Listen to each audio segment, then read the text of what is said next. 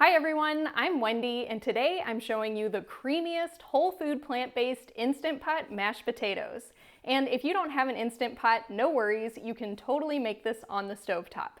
This is my mom's recipe, and these potatoes are free of oil and butter, but they're full of flavor. Let me show you. I started by washing my potatoes. We usually use between 6 to 8 pounds. We'll be using a 6-quart Instant Pot. If you have a larger one, you could use more. And we like to use Yukon Gold potatoes for our mashed potatoes, but russet potatoes work great as well. And normally, when I'm just steaming or baking potatoes, I leave the skins on. But we want these mashed potatoes to be silky smooth, so I'm peeling them today. This is by far the most labor-intensive part of this recipe. But once the potatoes are peeled, the rest is smooth sailing. Depending on the size of your potatoes, you might cut them down a little bit. Usually I try to get larger Yukon Gold potatoes, and I'll probably quarter those. But today, these were pretty small, so I'm just cutting most of them in half. It doesn't have to be exact, but this helps you fit more potatoes in the Instant Pot. And again, we usually use about 6 to 8 pounds of potatoes. And then next is our secret ingredient, cauliflower. Today, I have a pretty decent sized head of cauliflower, so I'll probably use about half of this. If you have a smaller cauliflower, you could use the whole thing. And of course, you can adjust the ratio of potatoes to cauliflower as much as you like. Not only does the cauliflower add some extra nutrition because it's a cruciferous vegetable, but it also lowers the calorie density of the potatoes. So if you wanted to cut the calories of this dish, you could use fewer potatoes and more cauliflower. I'm just breaking off some of the florets and cutting them in pieces so that I can fit them under the Instant Pot lid.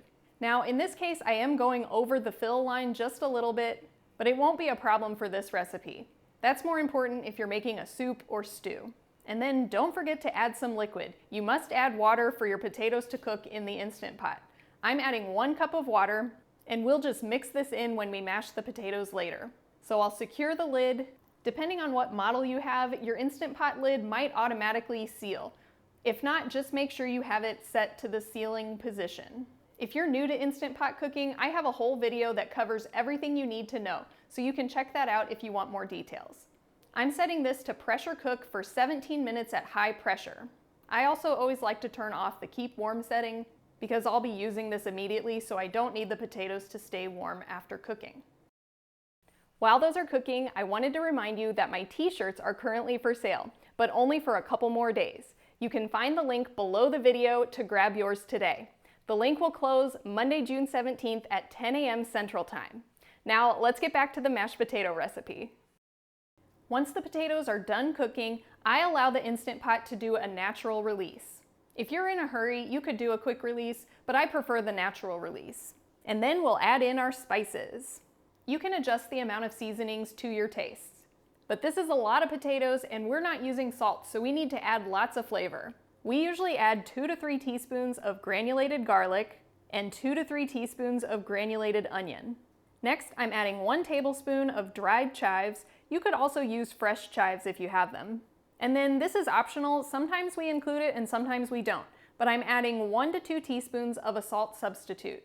Today I'm using the Stardust salt substitute from Well Your World. And then I'm going to be adding soy milk, but you could use any kind of plant milk that you like.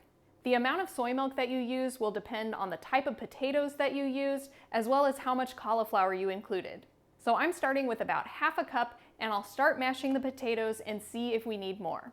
At this point, you have 2 options.